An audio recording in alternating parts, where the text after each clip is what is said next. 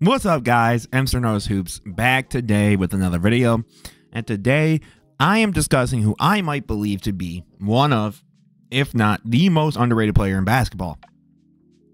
And that is the sophomore year player, Jalen Williams, for the Oklahoma City Thunder, who is, while I'm recording this video at least, are basically half a game behind first, tied with the Minnesota Timberwolves for second/third place in the Western Conference.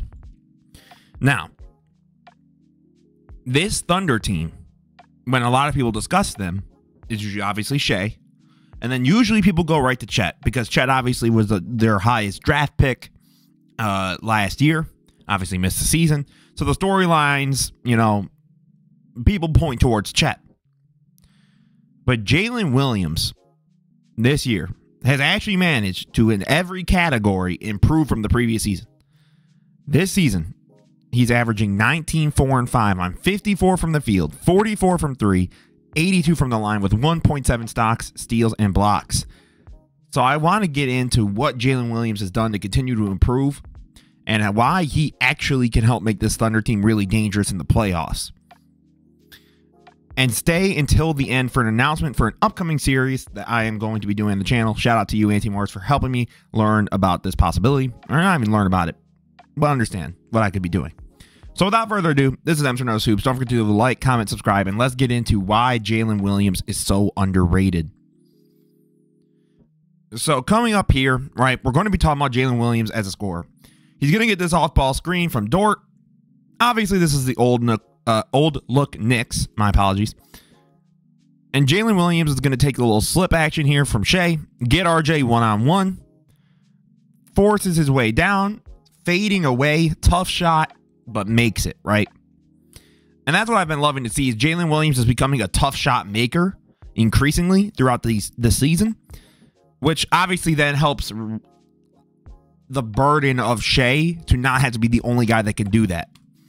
Gets Chet here in the pick and roll, right? Taj Gibson fights over it. Steps back. Gibson's too slow to step forward. Josh Hart is sort of like, oh, I guess I got Chet. Just steps back. No doubt pulls the three, right? And that's fourth quarter tight game. Like, they're not guaranteed any look here. And again, I like Jalen Williams showing his capabilities as a primary ball handler. He gets the screen here with Chet. At this point, it's basically him and the rim. Even with the man coming over, does a really good job here of waiting until he goes under to go and release the ball, right? Basically forcing, my apologies for the flashbang. Basically, he just slips right underneath, but gets the inside advantage to get the tough lay, right? And one great bucket when you need it. And it's just what he does so well. Now, apologies for all of this. So we're going to see here, right, Jalen Williams coming off the screen action, right, curling around continuously. But at this point, right, what I think this is an action, I'm going to be 100% honest, even with Shai on the floor, which I believe he is right here. This is, I think, when you're in the playoffs, that's a set you run. It's like a starting playbook. Because every team sort of talks about they got like 3 to 4 scripted plays to open up the game. Or a half or whatever. I like this play a lot. Right? You got Chet here as the ball handler. Lou Dort running the screen. Right? With the option of, okay, Giddey can get it right here. But instead, no. Gets Chet. Rolls. Man stops. Right? So he just goes, I'm going to get this. Boom. Beautiful shot. Right? Those are easy buckets. Those are good buckets because he's a good player. And I think he gets slept on in terms of that ability to create for himself. Right? So here he gets the ball, right? J-Dub gets Ingles one-on-one, steps back. He's just like, okay, let's just reset all of this because this is looking a little nasty. Just steps back. Goes, I got it. And just absolutely destroys that three ball. Right? Okay. And to go further into depth of what this guy is doing as a scorer, guys, he's, this is all according to Clean Glass, 70% at the rim, 48% from the mid-range on almost 500 attempts. That is really freaking good. And 43 from the three, which obviously goes with his stat from earlier. I mean, this guy is a legitimate 3-level scorer. And I think he gets lost in the fold in OKC in terms of when we talk about them, because we get so fixated, not just on Shai, but again, the storyline, the narrative, whatever you want to call it, around Chet. And I think Chet's great in his own right. But man, Jalen Williams is genuinely, to me, if they go on a deep playoff run, it's in part, obviously Shai still got to do what Shai does, right? Because he's the star of the team, superstar caliber guy. But I think it's because J-Dub puts up these similar numbers in the playoffs. If he rises, gives you, let's say 22, 23 on like 49 from the field. We'll say like 38 from three and 80 from the line. That's a huge reason that they're winning, right? I think that gets lost. Right. Okay. Then I want to talk about Jalen Williams as a passer, playmaker, slash basically Shai isn't on the court. Shai isn't there. Who do the Thunder look to say, help create for us, right? I actually really enjoy this pick and roll. I don't know all the stats. If there's any Thunder fans who are watching this video and got this far, first of all, I appreciate it. But let me know what you guys think about this pick and roll action. But Chet rolls here, right? And this is a tough pass by J-Dub, by the way. Like, this isn't the best pass humanly possible. But taking advantage of Chet's size on a team like the Heat, or against other teams in general, I think is something that's going to have to be exploited. So I like seeing those looks, right? Because again, gets the screen action. At this point, these two commit to him. And even though that's a good pass, right? You could even argue J-Dub could have done an even better move. Because my apologies. Bam at this point is just stuck in the middle. But he easily could have kicked it out to this man here on the wing. But again, because of the way that they read the play, I really like how J-Dub is showing himself, especially in the pick and rolls, right? Again, because he's a lethal scorer in and of himself, Bam and Tyler Hero fight over this screen and basically go, yeah, you're not going to do nothing here, dude. And Jalen Williams goes, okay, thanks for letting Isaiah Joe, one of the best shooters in the league, just get wide open. Appreciate you, right? And again, Jalen Williams, screen take. First of all, shout out to my man, bro. This dude almost fell over. This man, Jalen Williams, is like, I'm just trying to dribble, bro. Come on, man. Right, gets a little reset to the action. Gets Jaime one-on-one. And I like this action, too. This is another action that, even if you said, I'm going to have this be Shai instead, this off-ball screen action where he's basically just an offensive lineman to a corner guy, I think that's something the Thunder should definitely run as an opening play scenario, just to get offense going and to make them respect different guys.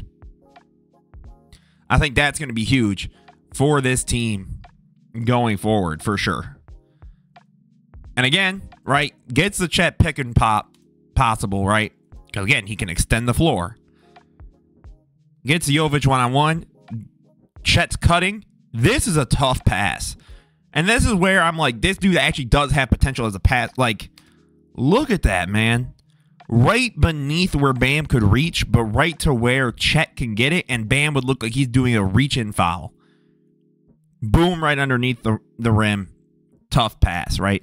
That's something I don't think a lot of people talk about. I think, and when people do talk about Jalen Williams, understandably so, they'll just mention, oh, he does really good scoring as well as with Shai, right? Which is cool. And that's, I mean, I just spent the first part of the video talking about that. But I think, again, if he can continue to make those leaps and bounds as a secondary ball handler with Shai on the floor, and if, let's say, Shai's in foul trouble, or Shai, you know, whatever Mark Dagnall rotations are, if they say, okay, Jalen, you take over now. You got this. This is your 4 minutes with our backups. Let's run. They have someone that can do that. And then finally, Jalen Williams, I mean, I already talked about, has almost 2 stocks or steals and blocks. So we're going to be talking about him defensively and what he also adds to this team. right? So they fight over the screen here. You're right. You have Trae Young. Now pay attention to this, right? Roll man's going. J-Dub notices, right? He's like, okay. And he just sticks his hand out. He goes, no. Because, and this is in part due to, I believe that's Jalen Johnson. If it's not, my apologies. Part of it is due to his positioning, right? And just sort of being too close to opposing defenders so that J-Dub could do something like that. But again, for him to read it and still create the opportunity in and of itself is too valuable for me to dismiss. They had Jalen Williams here on the second best player and DeJounte. Right? Trae is just going, waiting, right? And J-Dub just goes, no. You're not getting that set up either. Right? It's the eyes. Look at how often here, guys. He's glancing back and forth. He's going, boom, DeJounte, nope. Okay, ball's out of Trae's hands. And the only other dude near me is the secondary playmaker, ball handler, scorer, DeJounte. Let me just stop that real quick. And just bursts onto the scene, right? It's just the tenacity that he has, right? Like, he fights over this Capella screen, and he doesn't give up on the play, right? Boom. Gets that last poke in, right? Literally leaps out of his way. He's going, no, because DeJounte, and this is in part due to the very good defense there, played by Chet, allows Jalen Williams to catch up with just a little bit and get the steal or the deflection, right? And again, this is without Shai on the floor. They're down 11, right? J-Dub's sitting in the corner. And you see him, first of all, he already poked the ball out, so he's forcing the issue. DeJounte is curling. And then J-Dub just absolutely fights for it off the tough pass, right? Jalen Johnson bounces off it. Boom. He's like, no. It's just that willingness to always take that extra step that I think is going to be so important, right? I mean, take a look here at this upcoming defensive play. So obviously, again, all the guys are here. Rolling, boom. That, again, I always talk about on this channel, patience. Boom. Like, that's just a beautiful play from Jalen Williams. So, part of the reason I think this video is so important to me is that this guy is a second-year player. And we talk about a lot of young guys very often, right? Just in the league in general. Just how, even in sports, just how sports is. But I do feel like Jalen Williams gets lost in the shuffle because he's not the number one guy. So I think, again, I don't think that it's necessarily something like, oh, Jalen Williams is on a Luka Doncic, trajectory or anything like that. But this kid's legit. He's a real deal. Now, of course, in the comments, let me know if you agree, if you think he's super underrated, or do you think he's overrated? Do you think people talk about him more than I guess, notice? But the big announcement.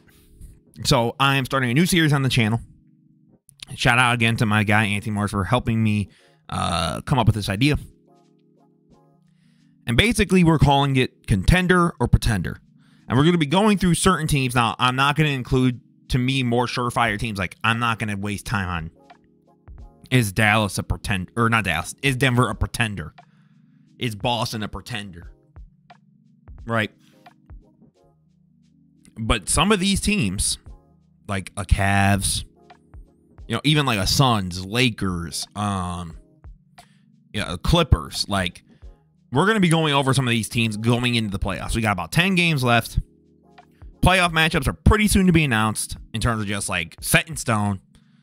And we're going to get into whether or not some of these teams, when we're watching, if we're knowing we're watching, a team that can really go deep in the playoffs and make some noise, even win the championship, or if in reality, they just had a nice regular season. They'll be back next year, hopefully, and we'll see them then. So, keep an eye out for that. That should be probably coming out Tuesday. But without further ado, guys, this was Mr. Nose Hoops. Have a beautiful rest of your day. Please don't forget to like, comment, subscribe.